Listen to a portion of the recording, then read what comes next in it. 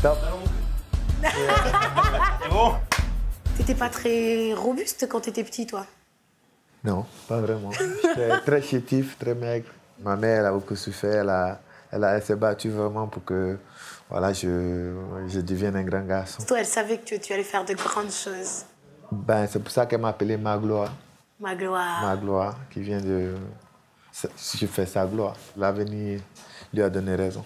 Donc le petit enfant chétif, le petit enfant malade, c'est un petit peu tout ce qui a fait le ciment de cette famille Kalou soudée. On a eu un père qui nous a inculqué le respect des autres, un savoir donner, savoir pardonner. Mais il y a quelque chose qui a failli vous désolidariser. Hein? Ah oui? Parce que quand je pense à toi, je pense aussi à cette pugnacité et à cette âme que tu as voulu pour jouer avec les Pays-Bas contre la vie de ta famille. Hein? Non, ben à l'époque, oui. J'étais en Hollande, j'étais jeune. Qu'est-ce qui a fait qu'à l'époque, justement, tu voulais pas jouer pour la Côte d'Ivoire? Après, il faut se remettre dans le contexte. Hein? Ouais, dans le contexte, je pense que le fait d'avoir explosé en Hollande, j'avais jamais joué dans le championnat ivoirien.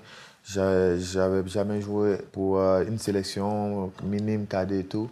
Et donc, je pense que les Hollandais aussi, ils ont vu une opportunité de pouvoir m'avoir et jouer dans l'équipe. Parce que moi, je me suis dit, mais il a quand même fait une procédure hein, pour porter plainte contre la décision de la ministre. Hein. Oui, à l'époque, parce que j'avais le soutien du sélectionneur qui était Marco van Basten. Bon, ça ne s'est pas réalisé. Le plus important, c'est qu'aujourd'hui, j'ai porté les couleurs de la Côte d'Ivoire. On a gagné une CAN. Et on a fait la fierté de notre pays. Et... Attends, il n'y a pas que ça. Là, je suis obligée de prendre ma feuille parce que, attention, ça s'applaudit. Hein. Ouais. Une décennie plus tard, tu es quadruple vainqueur de la Coupe d'Angleterre, vainqueur de la Ligue des Champions, champion d'Angleterre et champion d'Afrique. C'est plutôt pas mal comme palmarès. Ils doivent bien regretter, là, les Hollandais. Ouais, c'est pas mal pour un jeune chétif de la Côte d'Ivoire, né à Oumé, dans la forêt profonde. One more time.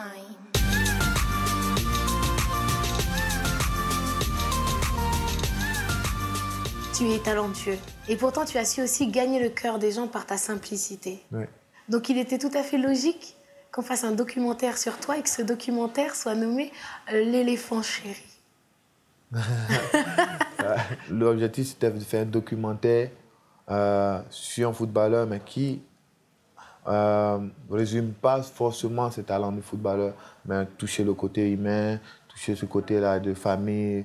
En tant que footballeur, on sait que j'ai joué à Chelsea, on sait que j'ai gagné des trophées, mais on ne sait pas le sacrifice qu'il y a derrière, on ne sait pas de famille, d'amitié. C'est les valeurs africaines qui ressortent dans ce documentaire-là. Donc pour moi, c'était aussi important parce que lorsqu'on a fait, mon père, il a fait la première partie du documentaire. Après, on a dû arrêter parce qu'on a eu, voilà, il est décédé. On a eu à faire une période pour le deuil. Pour le deuil, faire le deuil, comme on dit.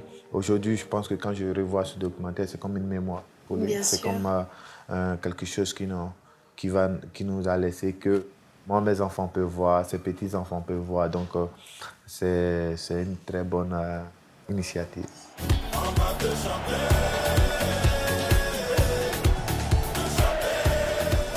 Ta réussite, c'est celle de toute une famille, mais c'est aussi celle de toute une nation, la Côte d'Ivoire.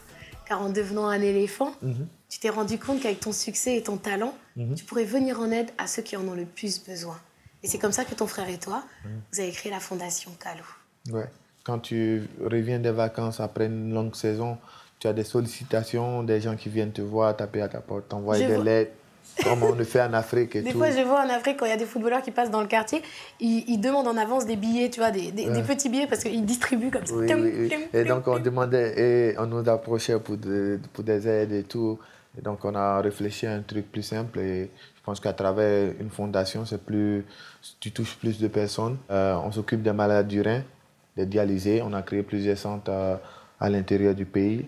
Déjà, on avait commencé par une ville et là, on est à 4 villes maintenant. On va faire la 5e bientôt. L'orphelinat? Et l'orphelinat des jeunes filles des grands bassins. Quand tu éduques une fille, c'est toute une génération que tu éduques parce que les mamans en Afrique tiennent le foyer. Et donc, ces filles-là vont devenir des grandes dames et vont permettre d'avoir une belle génération plus tard en Côte d'Ivoire. Sympa. Merci.